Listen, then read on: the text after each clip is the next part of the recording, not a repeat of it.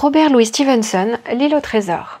4e partie, la palanque. Chapitre 21, l'attaque. Dès que Silver eut disparu, le capitaine, qui n'avait cessé de le surveiller, se retourna vers l'intérieur de la maison et constata que, sauf Gray, personne n'était à son poste. Ce fut la première fois que nous le vîmes réellement en colère. « À vos postes !» rugit-il. Puis, quand nous eûmes regagné nos places, « Gray, je vous signalerai sur le journal de bord. Vous avez accompli votre devoir en vrai marin. Monsieur Trelawney, votre conduite m'étonne. Et vous, docteur? Vous avez porté l'uniforme royal, je pense. Si c'est ainsi que vous serviez à Fontenoy, monsieur, vous auriez mieux fait ce jour-là de rester couché. » La bordée du docteur était retournée aux meurtrières. Les autres s'occupaient à charger les mousquets de réserve, mais chacun était rouge et avait l'oreille basse. Le capitaine nous regarda une minute en silence, puis il reprit la parole. « Mes amis, j'ai envoyé une bordée à Silver. Je l'ai chauffé au rouge à dessein. Avant que l'heure soit écoulée, comme il dit, nous serons attaqués. Ils ont la supériorité du nombre, inutile de vous le dire, mais nous combattrons à couvert. Et il y a une minute, j'aurais ajouté avec discipline. Nous les rosserons, si vous le voulez, j'en suis persuadé. » Puis il fit sa ronde et vit, comme il disait, que tout était pari. Sur les deux petits côtés du fortin, à l'est et à l'ouest, il n'y avait que 2 meurtrières. Du côté sud, où se trouvait l'entrée, 2 également, et du côté nord, 5. Nous disposions, pour nous 7, d'une vingtaine de mousquets. On avait entassé le bois à brûler en 4 piles, formant des tables, une vers le milieu de chaque côté, et sur ces tables se trouvaient disposées, à portée des défenseurs, des munitions avec 4 mousquets chargés. Au centre s'alignaient les coutelas. « Renversez le feu, dit le capitaine. Le froid est passé et il ne nous faut pas de fumée dans les yeux. » La corbeille de fer fut emportée en bloc au dehors par monsieur Trelawney, qui dispersa les charbons dans le sable.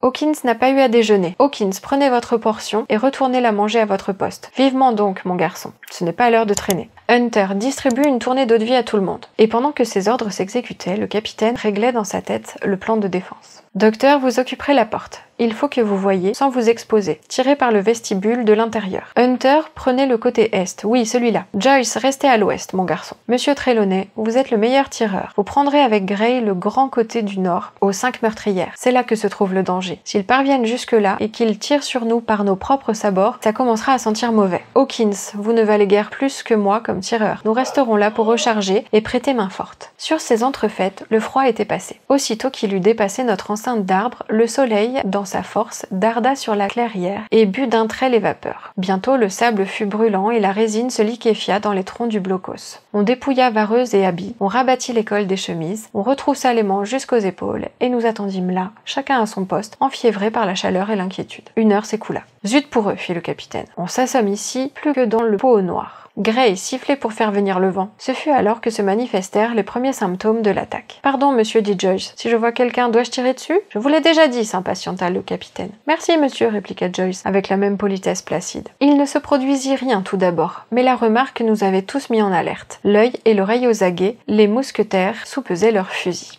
Isolé au centre du blocos, le capitaine pinçait les lèvres d'un air soucieux. Quelques secondes passèrent. Soudain, Joyce épaula et fit feu. La détonation roulait encore que plusieurs autres lui répliquèrent en une décharge prolongée par coups successifs venant à la file indienne de tous les côtés de l'enclos. Plusieurs balles frappèrent la maison de Rondin, mais pas une n'y pénétra. Quand la fumée se fut dissipée, la palanque et les bois d'alentour réapparurent, aussi tranquilles et déserts qu'auparavant. Pas une branche ne remuait, pas un canon de fusil ne luisait qui eussent révélé la présence de nos ennemis. « Avez-vous touché votre homme ?» demanda le capitaine. « Non, monsieur, répondit Joyce, je ne crois pas, monsieur. »« Ça ressemble fort à la vérité, » murmura le capitaine. « Chargez son fusil, Hawkins. Combien pensez-vous qu'ils étaient de votre côté, docteur ?»« Je puis le dire exactement. On a tiré 3 coups de ce côté. J'ai vu les 3 éclairs, 2 tout près l'un de l'autre et un plus à l'ouest. 3, répliqua le capitaine. Et combien de votre côté, monsieur Trelawney? Mais la réponse fut moins aisée. Il en était venu beaucoup du nord, 7 au compte du chevalier, 8 ou 9 suivant Gray. De l'est et de l'ouest, un seul coup. Il était donc évident que l'attaque viendrait du nord, et que sur les 3 autres côtés, nous n'aurions à faire face qu'à un simulacre d'hostilité. Mais le capitaine Smollett ne modifia en rien ses dispositions. Si les mutins, raisonnait-il, arrivaient à franchir la palanque, ils prendraient possession de toutes les meurtrières inoccupées et nous canarderaient comme des rats dans notre forteresse même. D'ailleurs, on ne nous laissa guère le temps de réfléchir. Poussant un violent hurrah, une minuscule nuée de pirates s'élança des bois côté nord et accourut droit à la palanque. En même temps, de derrière les arbres, la fusillade reprit et un biscayen, traversant l'entrée, fit voler en éclats le mousquet du docteur. Telle une bande de singes, les assaillants surgirent au haut de la clôture.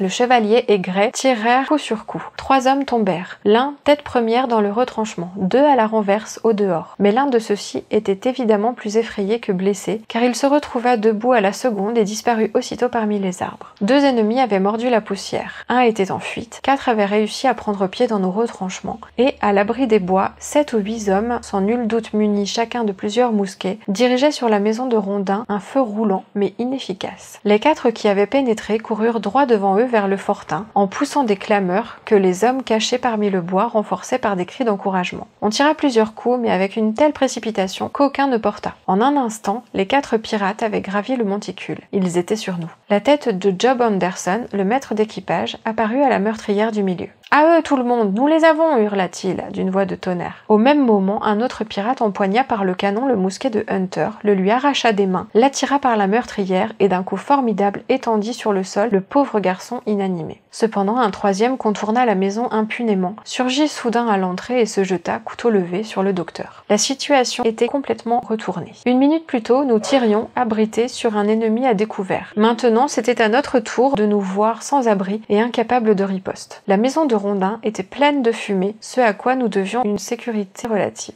Des cris tumultueux, avec des détonations, des coups de pistolet et une plainte affreuse m'emplissaient les oreilles. « Dehors, garçon, dehors, et combattons à l'air libre, les coutelas !» ordonna le capitaine. J'empoignai un coutelas dans le tas, et quelqu'un, qui en prenait un autre en même temps, me fit sur les doigts une estafilade que je sentis à peine. Je m'élançai hors de la porte, à la lumière du soleil. Quelqu'un, j'ignore qui, me suivit de près. Juste devant moi, au bas du monticule, le docteur repoussait un assaillant. À l'instant où je jetai les yeux sur lui, il rabattait la lame de son ennemi et l'envoya rouler les 4 fers en l'air, une large entaille en travers du visage. « Faites le tour de la maison, garçon, faites le tour !» lança le capitaine. Et malgré le hourvari, je devinais à sa voix qu'il y avait du nouveau. J'obéis machinalement, obliquai à l'est et, le couteau levé, contournai en hâte l'angle de la maison. Tout aussitôt, je me trouvai face à face avec Anderson. Avec un grand hurlement, il leva en l'air sa hache qui flamboya au soleil. Je n'eus pas le loisir d'avoir peur, car en un clin d'œil, avant que le coup ne retombât, j'avais fait un bond de côté et, manquant le pied dans le sable mou, je roulai à bas de la pente, la tête la première.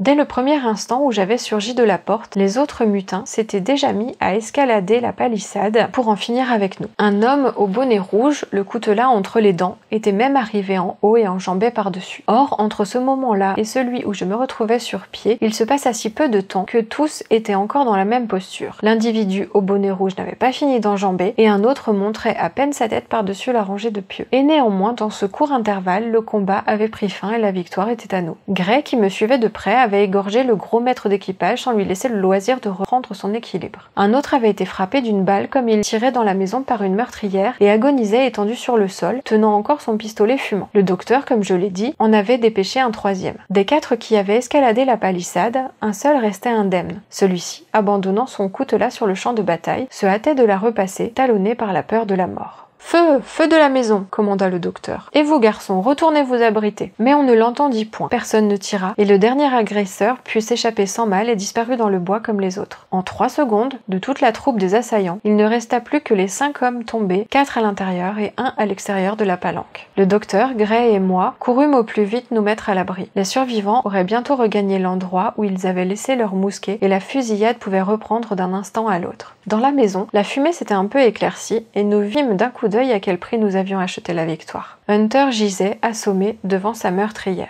Joyce devant la sienne, une balle dans la tête, immobile à jamais. Tandis que, au centre de la pièce, le chevalier soutenait le capitaine, aussi pâle que lui-même. « Le capitaine est blessé, nous dit M. Trelawney. « Se sont-ils enfuis ?» demanda M. Smollett. « Tous ceux qui l'ont pu, soyez-en sûrs, répondit le docteur. Mais il y en a 5 qui ne courront plus jamais. 5, s'écria le capitaine. Allons, il y a du progrès. 5 à 3 nous laisse 4 contre 9. La proportion est meilleure qu'au début. Nous étions alors 7 contre 19, ou du moins nous le pensions, ce qui ne vaut pas mieux. On a une note de l'auteur qui s'ajoute à cette page, qui nous apprend que les mutins ne furent bientôt plus qu'au nombre de 8, car l'homme atteint par M. Trelawney à bord de la goélette mourut de sa blessure le même soir. Mais cela, naturellement, ne fut connu du parti fidèle que par la suite.